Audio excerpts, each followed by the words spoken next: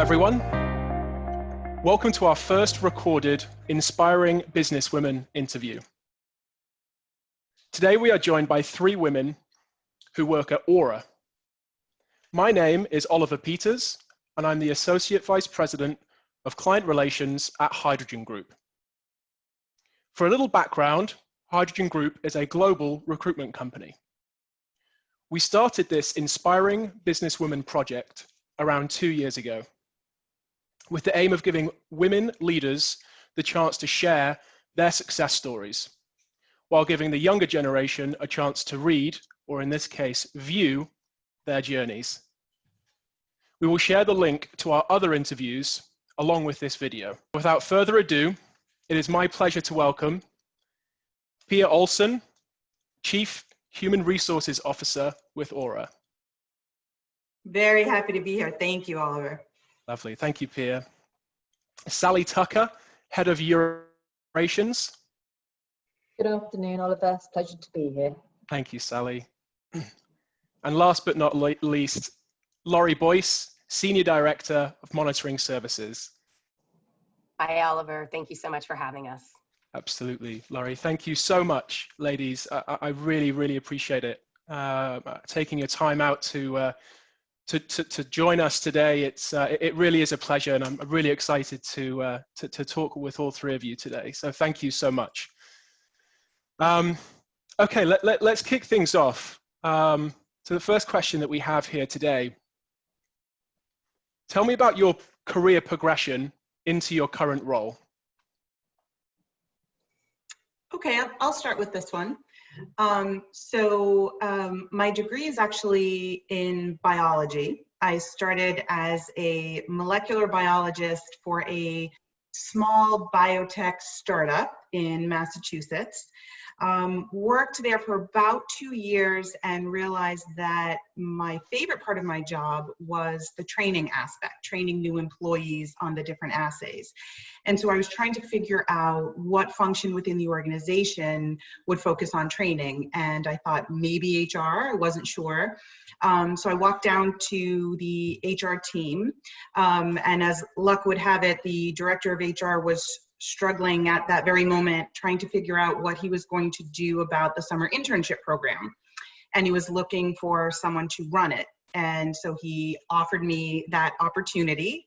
So I did an assignment within HR for about maybe 6 or 7 months running the summer internship program, which was a bit of a microcosm of HR, right? I got to work with all different departments within the organization. I did the hiring, the training, and was hooked. Fell in love with the HR function, stayed within the HR function as an HR generalist, worked there for several years, learning all the different aspects of HR, loved every one of them. And then with the birth of my second child, I actually left. And I was a stay-at-home mom for a little over 6 years.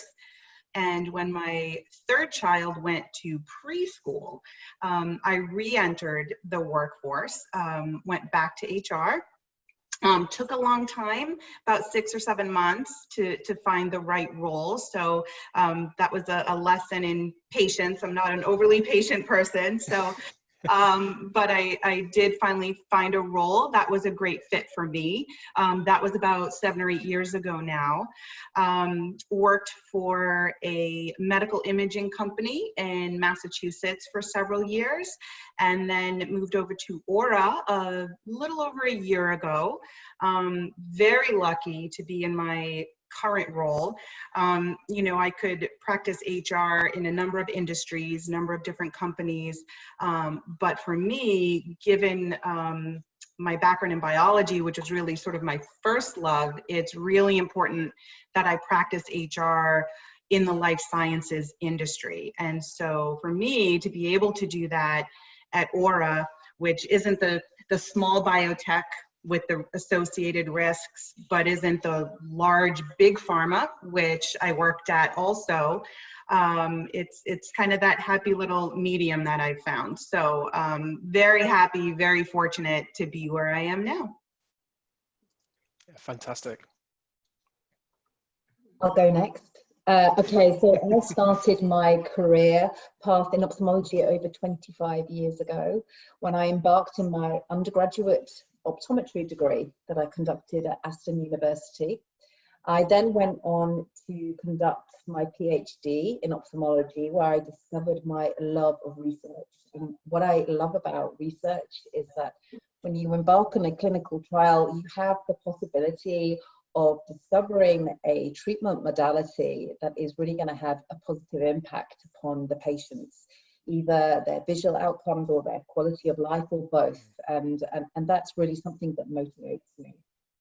Following my completion of my PhD, I joined industry and I've always worked within ophthalmology and have done for over 17 years. Initially, I had a number of roles within the commercial environment, and then moved back to my love of clinical. More recently, I joined Aura, so again, just over a year ago, to head up their European operations, where I oversee all of our clinical trial activities across the region. Having worked as a clinician and as a researcher, and also worked within industry, what my passion is really partnering with all of our stakeholders to ensure holistic stakeholder engagement. So I understand the pain points within industry, so I want to work with my industry partners so that I can help to overcome those. And I also understand the pain points as a researcher and as a clinician working within a clinic setting. So something that I'm very passionate about is partnering with sites and working with them so that we're really satisfying their requirements to optimize the conduct of the clinical trials that we engage with. Well, I guess that leaves me.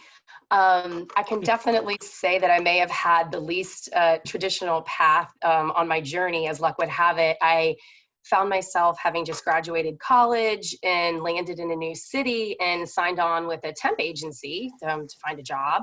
And they put me at a small biofarm in the data management department, and didn't know data management, didn't really know the industry. And luckily, there was a great leader in that group, and she hired me permanently. And that's really where I learned about this field that I didn't even know existed. And I was there a little while, and I saw this position. It was a clinical research associate, or a CRA, a monitor. And I thought, wow, how great would that be to travel all over the country and get paid for it? I was young. So I kind of set my sights there and did some exploring, got a little bit of experience at that company. And then I just blast faxed my resume out. So we were still faxing back then. So it was a long time ago.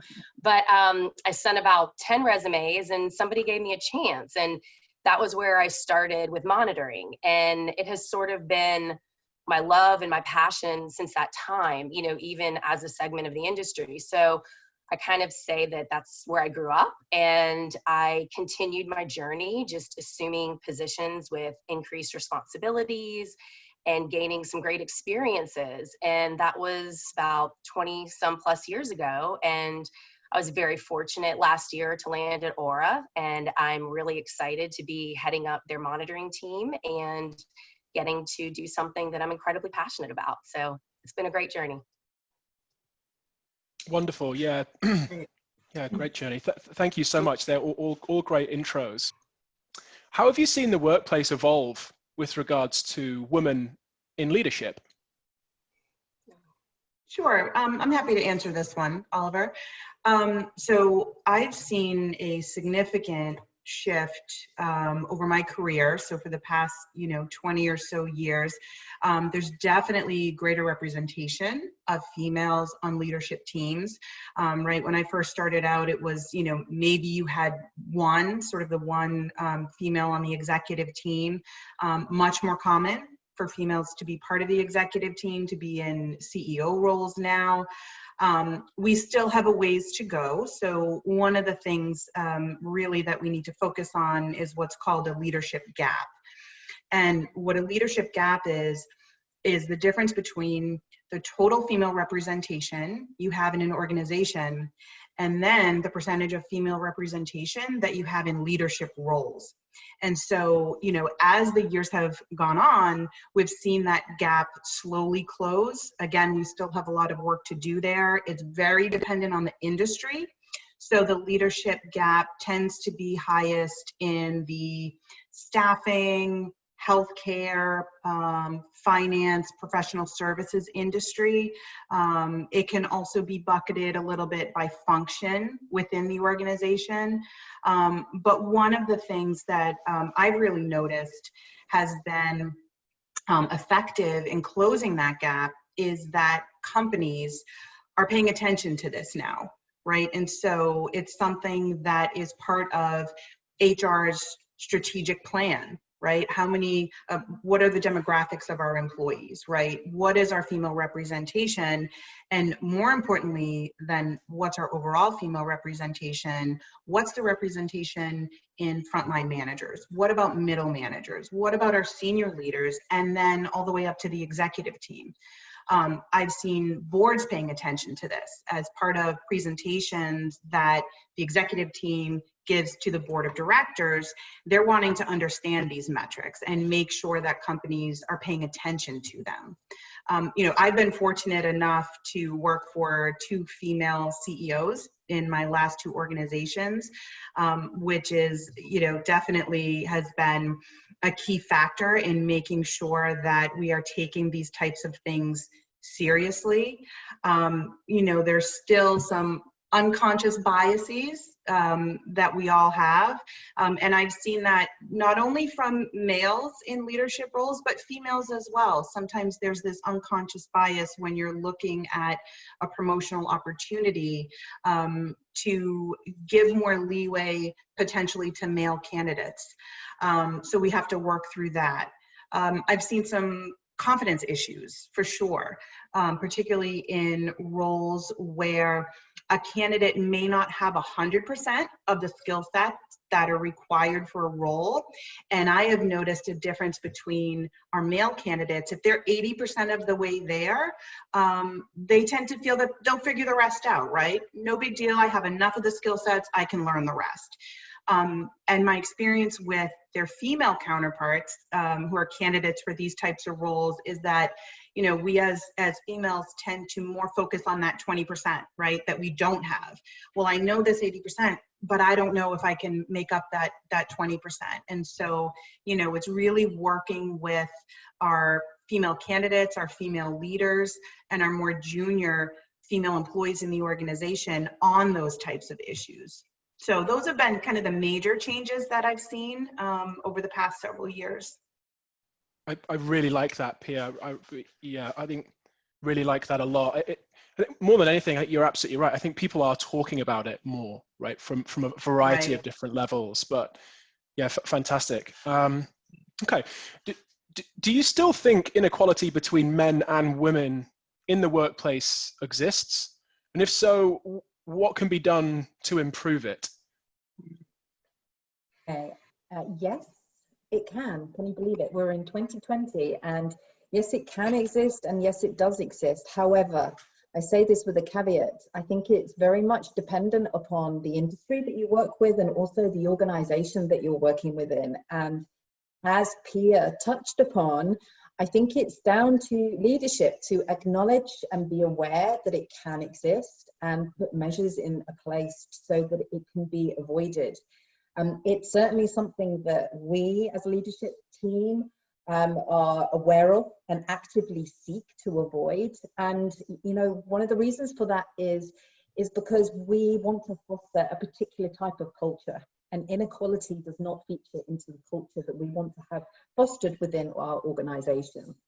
There is a lot of data that Pia touched upon, that less women are in leadership roles. And again, it's down to the leadership team to determine why, to provide the support for talent independent of gender within the organization so that they get the support that they require, they're developed and have the tools that they need to progress into leadership roles, and they feel empowered to take on the added responsibility that come with increasing advancements in their career. And this is really important for the sustainability of any organization. You know, we as leaders at the moment, we need to look to the leaders of the future to ensure the continued and sustained legacy that we want to leave behind and the continued success of our organization. Really well put, Sally. It's about looking for the future and developing, but also, yeah, for the future. I like that a lot. Thank you.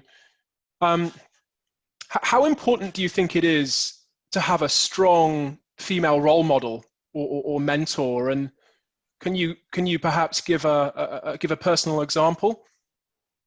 Oh, can I grab this one? I feel like Please. It's a really important question. Yeah. So thank you for asking. And I think, you know, you bring up mentorship, which is a really good segue into a couple of the pieces that I know Pia and Sally just mentioned, Oliver. And I think the critical piece is that you have a mentor or that you have a role model. And maybe whether that's a male or female isn't necessarily the most important part, but that you have identified somebody like that. And I've been really fortunate throughout my career to have the benefit of some incredible leaders that I've learned a lot from. But since you asked for a personal example, it did kind of remind me, and also to touch on what Pia said, you know, several years ago, I was in an organization and I was a director leading a couple of accounts, and the executive vice president of our division kind of took an interest in my development and in supporting me. And we came to a point where we were looking to build out another team with new competencies and a different job role. And when I was approached about it, we had a conversation. And similar to what you said, Pia, my immediate response when I was asked was, I thought of all the reasons why I couldn't do that job. You know, I didn't have quite the right financial acumen or the experience in sales, and quite frankly, wasn't confident.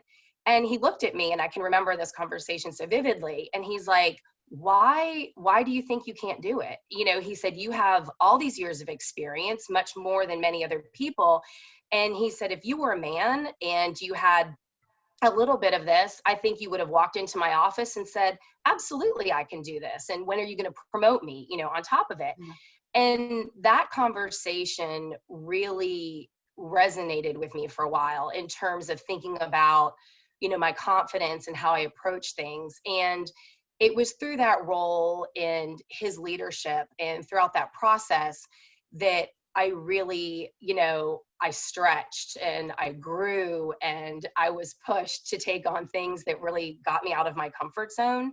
But it was an incredible experience. And as part of that, you know, there was a lot of ongoing feedback and development. And I can honestly say that mentorship and support really was the trajectory for launching me forward. And I don't think I would be where I was today without that. And it's for that reason that, you know, mentorship has become a really important part of, you know, my philosophy and my life. So in my career, you know, I do make an effort to participate in mentoring programs. I volunteer with, through my participation in Healthcare Business Women's Association through HBA. And then also at Aura, you know, I sit on a committee where we're committed to identifying opportunities for mentoring within our organization. So it's definitely something that I'm really passionate about, and I think it is critically important. If I could just add on to that, I definitely agree with Lori. I think it's less important to find a female versus male mentor than it is to, for me, in my experience, find someone who will push you. Right? It's nice to hear the good feedback, right? We all like to be praised. That feels good.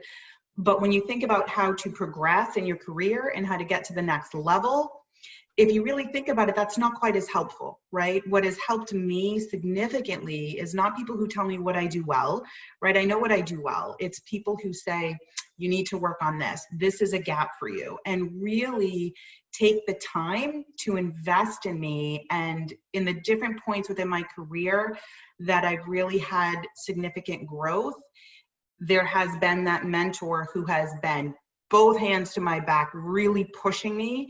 And to Lori's point, you know, believing in me and sometimes having more confidence in me than I had in myself. So, you know, that's what I think has been critical, that I would encourage, you know, all young women who are looking to advance their career, is to get those people who will push you and who will give you that constructive criticism and that feedback, and really internalize it, process it, and try to learn from it. That's been key for me. And getting a little uncomfortable, you know, when you don't want to. Right. Yeah, absolutely. That's right. For sure. Absolutely. Yeah. And I also think as well is that mentorship, you know, we might traditionally think of as you know, a superior providing that guidance and pushing that individual. But I think that mentorship is important at whatever level you are, and it's also something that you can attain and should seek from your peers. And it's something that I value personally, and I encourage everybody to make sure that they have a number of mentors to assist in that development. And even if I could add on to that, even in addition to your peers, even those on your team, right? To reach out to those who report to you. What could I do better as your leader? What am I not doing well? Or how could I improve? What more do you need from me? So it's really up and down, across, it's all over. It's that 360 feedback. Yeah. Yeah, right. Obviously, right. Oliver, we liked that question. So we're, you know. I liked it too. No, Right. it all really, really interesting points. It's really important across the board. It's, yeah, no, awesome. Thank you. And that does move on to the next question quite nicely, which, excuse me, is a really interesting question for myself as well. And throughout the course of this project, we've had some really, really interesting questions. So what are your thoughts on risk taking? And do you think it's harder to take risks as a woman in a leadership position? You tell me, Oliver. I know. If only I could, Sally. I think that this is a tricky question because, you know, I'm a woman and I don't have both perspectives. I think that risk, you know, it comes with feelings of uncomfortable, taking you out of your comfort zone. And as such, taking a risk, I believe, is hard, independent of gender. And it's very difficult for me to say whether it would be harder making risky decisions being a male or a female. Without having insight into the male brain. I do think that it's more dependent on personality traits than gender, and that drives the ability of an individual and how they make decisions and how quickly they make those decisions. Any role, I think, independent of level, it requires some degree of risk taking, and with advancement, the degree of risk increases, and that's important to drive business forward. I think that women in general are good communicators, and perhaps how they get to a decision may differ from males. I think that they are more likely to talk through risky decisions with stakeholders. However, it doesn't mean to say that they find making the decision any easier or harder than their male counterparts, or that they would make a better decision or get to a different outcome. I do think, however, that women can have a tendency, however, to revisit decisions once they're made. And this can at times cause angst and wasted energy. So us as leaders, I think that, and as organizations, what we need to foster is better acceptance of risk taking for people within the organization to understand that taking risks helps to drive business forward. But also to ensure that we're fostering a safe environment so that they feel supported in making these risky decisions. And I'd like Pia to also provide some insight here, because I know that she works with many people across the organization, and I'm sure it's something that she has a lot of insight to. No, I agree. So I would probably answer that question as a woman, similar to the way Sally did. But given my role in HR, much of what I do is to provide counsel to the senior leaders in my organization. And so, I will tell you over the length of my career, I've had dozens of women after what I would consider to be taking a bit of a risk, right? Maybe at a board meeting or at an executive meeting, or maybe a presentation to peers or to folks above them. They'll come to me and say, was I too direct? Did that come across as rude? Was I too demanding there? Did my voice get too loud? Did I ask too many questions, right? I'm still waiting for a male leader to ask me those questions, because it does not happen, right? And so I really think, to Sally's point, that we need to, as leaders of organizations, create those environments of safety where it's okay. It's okay to be direct, right? It's okay to call someone out or hold someone accountable.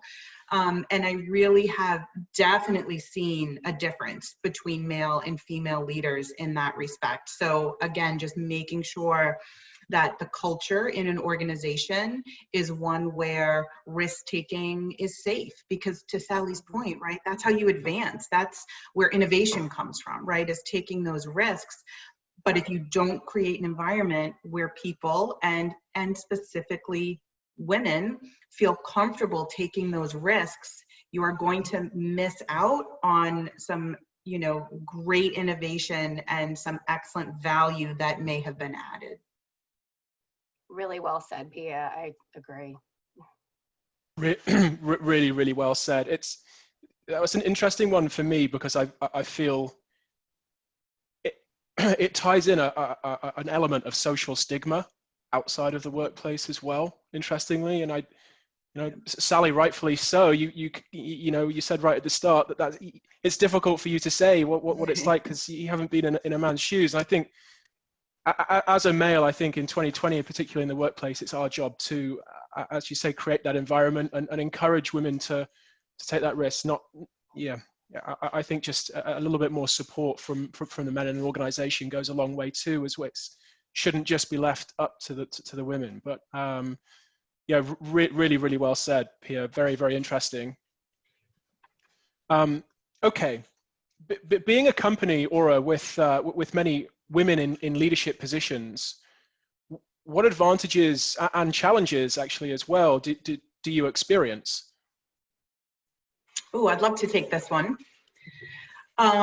Right, so a lot of the points that have already been made regarding the advantages, right, to be able to work with peers like Sally and Lori, to work for a female CEO, to have leaders, female leaders across the organization, provides that safety, provides that support. And so you're there for one another. For example, if Sally in a meeting is direct and is demanding and is holding someone accountable, I know what that feels like, right? And so it's knowing that maybe I send a quick email to Sally, excellent job, you did great, you communicated well, clearly. And so it's helping one another and supporting one another from everything from, in a professional environment and with presentations and reports, but also with, I know Sally has 3 children at home too. And so it's reaching out to your peers and Lori,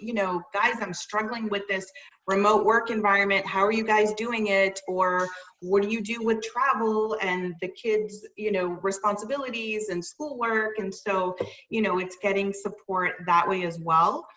When I think of the biggest impact for me, in a positive way, having so many females at Aura in positions of leadership, is that I find that I'm not wasting time thinking about what I'm saying as much as I did in previous roles, because I was the only woman at the table, or because I was wondering, am I too direct? Did that come across as rude? How did that come out? How does that person's face looks right? And so you're overthinking all of that, and you're not thinking about the business at hand, right? Which is why you're there, to have an impact, to add value, and to drive the business forward. And so in my current role, all of that sort of background noise isn't there because I have such support from my female peers in positions of leadership.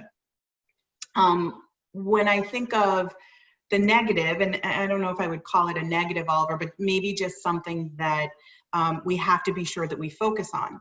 So just because we have female representation in positions of leadership doesn't mean we can say, okay, you know, we're done, we're good, we've, you know, hit whatever metric we were looking to hit.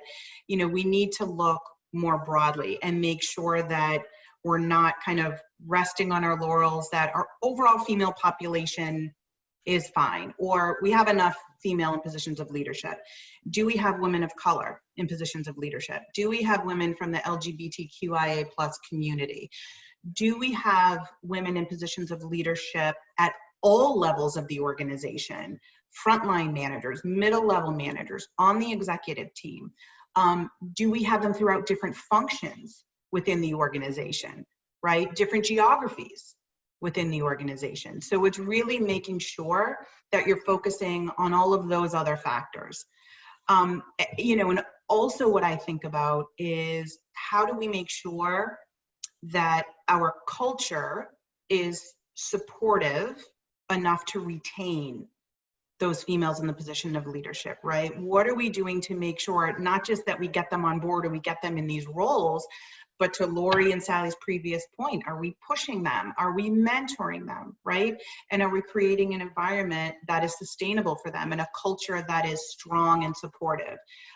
So I think for me, it's just making sure that I'm focusing on that, and that the leaders in the organization are focusing on those facts and making sure we're digging deep enough. What is the best piece of advice you would give to young women looking to advance their careers at the moment? Are you sure you want to ask us that, Oliver? I think by now you should know that there's no shortage of opinions or advice from this group. So, but absolutely, I think we probably all have something we want to share. I can tell you, for me personally, as I was in the earlier stages of my career when I was younger, I do wish someone would have told me to speak up or to ask. You know, if I'm thinking about women at the beginning of their journey, I think it's important to ask for what you want. So if there's a promotion, if there's an opportunity, you can't just assume that your manager or your boss or your leader knows that you want it or knows that's where you want to go. You need to be specific about it. And when I think, Pia, earlier when you were talking about, you know, your first job and you kind of marched yourself into human resources office and were like, look, I think I want to do this something different. You know, I don't want to be in the lab. You had to ask for it. And I don't think it's necessarily limited to your career or the position, but if there's somebody that you admire and there's somebody who has a skill that you're looking to develop, they're a good public speaker or she makes a great PowerPoint, you know, people in general would love to share their journey with you or talk about how they acquired that skill set. So I think you need to take a little bit of ownership in your journey, and you need to ask the questions. Ask somebody to explain how they got there. Ask them to be a mentor. You know, Sally, as you said, it doesn't always have to be a superior, it's a peer, you know. So wherever there is something that you would like, you need to get a little aggressive and you need to ask for it. So I think as women, we can lack that sometimes, and it's just super important. So if there was one, that would be my one. So. I'm sure you ladies have something down. Just one. It's hard to think of just one. I know.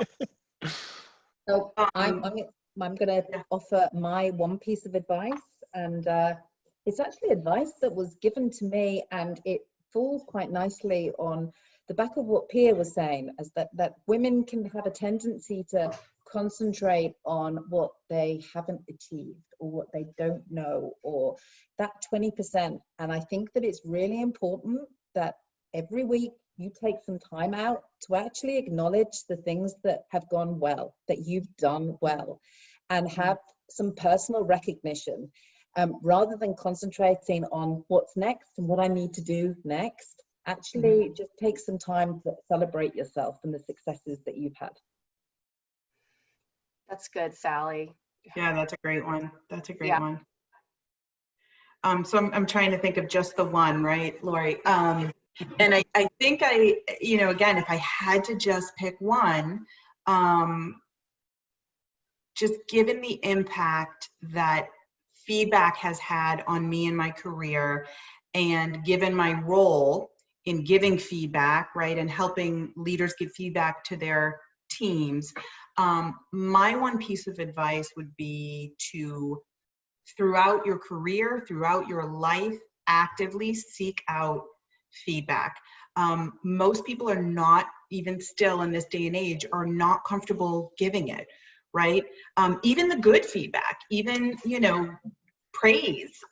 Managers sometimes are reticent to give too much praise, definitely reticent to give that constructive feedback. So for me, I would say seek that out, particularly the constructive feedback, and don't be afraid of it, right? I think so many, and this goes for, you know, males and females, if you've done well in school or you've done well in your job and you're used to succeeding and you're used to getting either good marks or good reviews, and you tend to just be comfortable with that. And I would recommend, you know, highly that folks early on in their career and throughout their career continuously reach out and try to get that feedback and be comfortable with it. Ask your boss for it, ask your peers, as Sally said, ask people who work beneath you, right? Because that feedback is really, you know, could be critical to you moving forward, and really not being afraid of that feedback would be my one piece of advice. Don't you have a saying, is it clear is kind or something? I think there's something you say often that resonates with me. Oh gosh, you know, that's one of them. Clear is kind. Yeah, that's from Brene Brown. You know, another one, it's funny. I think I was, you know, too into my English class senior year. My quote in my yearbook is actually, pay close attention to those who disagree, because they might be the only ones who are listening. And that has just stayed with me my whole life, because it's easy to say, oh yeah, good job, Sally, you did great. Oh, good job. Yep, that's fine. I agree. Right? But to get someone who disagrees with you and says, make this better, you can be better, this isn't your best work, right? That's, you know, those are the people who are going to change you. For sure. Yeah, fantastic. Really, really powerful from all three of you. That's so that wraps it up. That wraps up my questions for today. I want to thank each and every one of you. Again, really, really fantastic to talk to you, and really fantastic to learn a little bit more about your journeys on how you got to where you are. It's a real pleasure, honestly. So thank you very, very much. Thanks, Oliver. Thank you. Thank you so much for having us. Yeah, of Thanks, course. Oliver.